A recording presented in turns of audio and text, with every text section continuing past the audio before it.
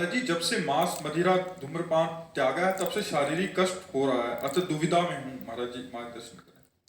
जब मांस और मदिरा पीते थे खाते थे तो तुम्हारे अंदर अमरत्व आ रहा था क्या? जो गंदगी की है ना उसको धुल जाने दो, इसी जन्म में धुल जाए, अच्छा है, आगे तो बढ़िया रहेगा। जो आप किसी भी जीव का मांस खाते हैं तो उस जीव की हत्या होती है। उस जीव की हत्या करने वाला, खाने वाला, लाने वाला, बनाने वाला, ये सब नरकामी होंगे। शास्त्रीय विधान नहीं है कि आप मुर्गा खाओ, शास्त्रीय विधान नहीं है आपके लिए कि आप मछली खाओ। शास्त्रीय विधान आपके लिए है 56 प्रकार के भोग, 36 व्यंजन, एक से एक शाकाहारी भोजन है। मांसाहारी अपने शास्त्रों में तो नहीं लिखा किसी के लिए कि मांस खाए, ऐसा नहीं लिखा हुआ है। मांसाहारी जैसे कहे कि हम नहीं खाएंगे तो ये संसार में ये जीव बढ़ जाएंगे, नहीं नहीं, एक झटके में अरबों खरबों जीव अंतर्ध्यान हो जाता है, एक झटके में। हर जीव का विधान है, वो इतने दिन जिएगा, अपने आप मर जाएगा। आप उसको उस विधान से अलग, तो फिर आपके द्वारा किया हुआ अपराध है। तो भगवान कृपा करे, नाम जप करो और ये हिम्मत रखो कि जो कष्ट आएगा हम सह लेंगे, जो कष्ट आएगा हम सह लेंगे। हम अब इस जन्म में अब पाप नहीं करेंगे, जो गंदगी हुई उसे पवित्रता से सह लेंगे। और जी एक तर्क और देते हैं कि कल किसने देखा, खूब खाओ पियो ऐश करो। कुछ लोग होते हैं विनय से संभलते हैं, कुछ लोग होते हैं उपदेश से संभलते हैं, कुछ होते सामदान दंड नीति जो होते हैं, कुछ लोग दंड से सुधरते। तो आप ये समझो भगवान आपको स्वस्थ रखे तो बड़ी कृपा की है। आप अपना काम बना लो, ज्यादा अहंकार मत करो। जैसे पत्ते में लटका हुआ बूंद गिरेगा गिरेगा, जैसे पानी का बुलबुला फूटेगा फूटेगा, अंजुली कस के पकड़ के पानी बांध लो, वो निकल ही जाएगा। ऐसे ही तुम्हारी आयु चली ही जाएगी, चाहे गंदे आचरण करो चाहे अच्छे आचरण करो। अच्छे आचरण करोगे परिणाम अच्छा होगा, गंदे आचरण करोगे परिणाम गंदा होगा। अब जो कुछ आ रहा है उसे सह लो। देखो इस जन्म में हमने जानबूझकर किसी जीव को कष्ट तो नहीं दिया होगा, भूल से कोई पैर पड़ जाए, कोई जीव कष्ट पा गया होगा, वो बात अलग, लेकिन भयानक कष्ट हमें मिल रहा है। अब ये किसी जन्म का पाप है स्टॉक, बोले देखा जाएगा आगे। तो को भगवान की शरण में तो न रुपये की चिंता है, न दवा की चिंता है, न जीने की चिंता है, न मरने की चिंता है, न ये चिंता है हमें मार देती नहीं, भगवान की शरण में। इसलिए सह जाओ। माता जी राधा रानी के चरणों में आ गए जी। हाँ बिल्कुल, अब सह जाओ।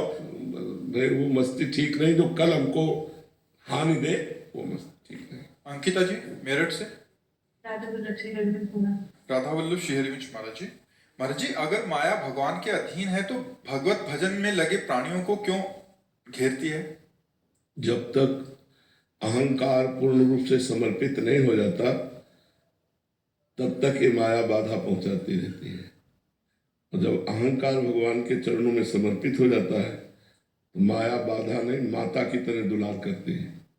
भक्तों के जीवन में दो पक्ष होते हैं, एक होता है जब तक अहंकार शेष रहता है तब तक परीक्षा होती रहती है, और जब अहंकार पूर्ण समर्पित हो जाता है तो गोद में ले लेते हैं। कोई भी भक्त का जीवन आप पढ़ के देखो, उसमें दो पार्ट होंगे, एक होगा उनकी कड़ी परीक्षा और एक होगा उनका फला फूला जीवन, बड़ा आनंदमय जीवन, बड़ा प्रकाशमय जीवन। तो अहंकार जब तक बना रहता है तब तक ये माया फिर प्रश्न करती है। जैसे देव ऋषि नारद जी भक्त है, एक बार उनको अहंकार हुआ मैं काम विजयी हूँ, तो भगवान ने रचना रच दी, फिर वो बड़े विचित्र दशा हुई, कथा कई बार सुना चुके हैं। तो जब भक्त के हृदय में अहंकार रहता है तब माया का प्रभाव रहता है, और जहाँ अहंकार रहित हुआ तो भक्ति ही भक्ति है, माया है नहीं। अहंकार चाहे अभी समर्पित कर दो चाहे पीट के समर्पित कर देना, समर्पित हुए बिना माया पीटती रहेगी। काम क्रोध लोभ मोह मद मत्सर ये अहंकार में ही आते हैं, अहंकार रहित हृदय में नहीं। तो भक्तों को सताती कहाँ में, बताओ कहाँ सता रहे? जो कभी भजन में बहुत मन लगता है, बहुत अच्छे से भजन होता है, मन शांत होता है, फिर धीरे धीरे परिस्थिति बस किसी कारण उस भजन कम होने लगता है। अगर भजन कम हो तो भक्त किस बात का? हमें बात से बताओ, हमें सबसे अच्छे प्यारे भगवान लगे, सबसे बड़े भगवान लगे, सबसे महत्वशील भगवान लगे, तो हमका कौन सी ऐसी वस्तु व्यक्ति स्थान में भगवान से अलग कर दे? कमी हमारी है। हमने भगवान को इतने नीचे स्थान पर रखा है, और भक्त कहलाते हैं अपने को, कि अगर अच्छा भोजन मिल जाए तो भगवान को छोड़ देंगे। अगर हम भोजन में रुचि पूर्वक पा रहे हैं, भगवान का विस्मरण हो गया तो छोड़ दिया ना। छोटे से किसी घटना में भगवान को छोड़ देंगे, किसी व्यक्ति से बात करने में भगवान को छोड़ देंगे, तो हमने भगवान को पकड़ा कहाँ है? त्रिभुवन की राज्य लक्ष्मी देने पर भी जो आधे पल के लिए भगवान को ना भूले, उसे भगवत भक्त कहते हैं। त्रिभुवन की राज्य, तो अभी भक्त कहाँ हुए? ये हमारी मना स्थिति है कि हम भगवान को बहुत नीचे स्थान पे रखें।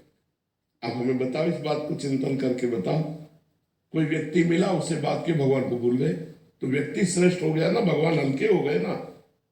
भोजन अच्छा मिला, भगवान को भूल गए, भोजन श्रेष्ठ हुआ ना, भगवान हल्के हो गए ना, भगवान उससे नीचे हो गए ना। कुछ रुपया पैसा, लेन देन, खान पान, भोग सुख सामग्री, जब ब्रह्मादिक के भोग सब विश्वम लागत ताई, नारायण ब्रजचंद की लगन लगी है जाए। त्रिभुवन का कोई भोग, कोई सुख भगवान का विस्मरण ना कराए तो उसे भक्त कहते हैं। अब बोलो, ऐसे भक्त पर क्या परेशानी है? महाराज जी, गृहस्थ जीवन में अगर किसी भोजन बनाते वक्त या अतिथि के आ जाने पर, गोपियों को जानते हो क्यों महापुरुष कहा गया? गोपियों को बड़े बड़े संत, बड़े बड़े परमहंस, उनकी चरण वंदना, कि वो हर कार्य में भगवान का स्मरण करती थी। हम रोटी बना रहे, कृष्ण कृष्ण कृष्ण कृष्ण, राधा राधा राधा, क्या परेशानी है? हम परोस रहे, सामने भगवान देख रहे, अपने रिश्तेदार, अपने अतिथि, अपने परिवारजनों को बड़े प्यार से पवा रहे, प्रभु इस रूप में पा रहे, राधा अंदर चल रहा, क्या परेशानी है? मात बुद्धि ना होने के कारण। महाराज जी, अभी ऐप में जैसे रिमाइंडर आ गया 15 मिनट पे, तो महाराज जी 15 मिनट ये क्या होता है? राधा नाम का रिमाइंडर लगा दे कि जैसे आप कहते हैं ना 5-5 मिनट में नाम जप करें, तो तो एक करना होगा। ऐप में हमने वो डाल दिया है। अच्छा, महाराज जी, आपकी आवाज में वो राधा वल्लभ श्री हरिवंश हर 15। हाँ, तो वो जुड़े रहे। अगर हमारी एक इंद्री जुड़ी ना, श्रवण इंद्री, तो भी हम जुड़े हैं, प्रभु से जुड़े हैं, और ये निरंतरता चलती रहेगी तो कोई माया नहीं। महाराज जी, पूरे प्रयास करते कि बस अभी नाम जप ही करना, नाम जप करना, कि हाँ हर श्वास के साथ में नाम जप करना। देखो बच्चा, हम समझ रहे तुम्हारी बात, क्योंकि ये प्रश्न तुम्हारा नहीं, लाखों का प्रश्न है। ये लाखों का प्रश्न है कि हम प्रयास करते हैं लेकिन असफल रहते हैं। क्यों? क्योंकि अभी नाम में हमारी उतनी महत्वबुद्धि नहीं है बच्चा। हमारी जो भोगों में महत्वबुद्धि है, हम जहां छूट दे देते हैं, जहां सुख बुद्धि कर लेते हैं, वहां हमारा मन जाएगा।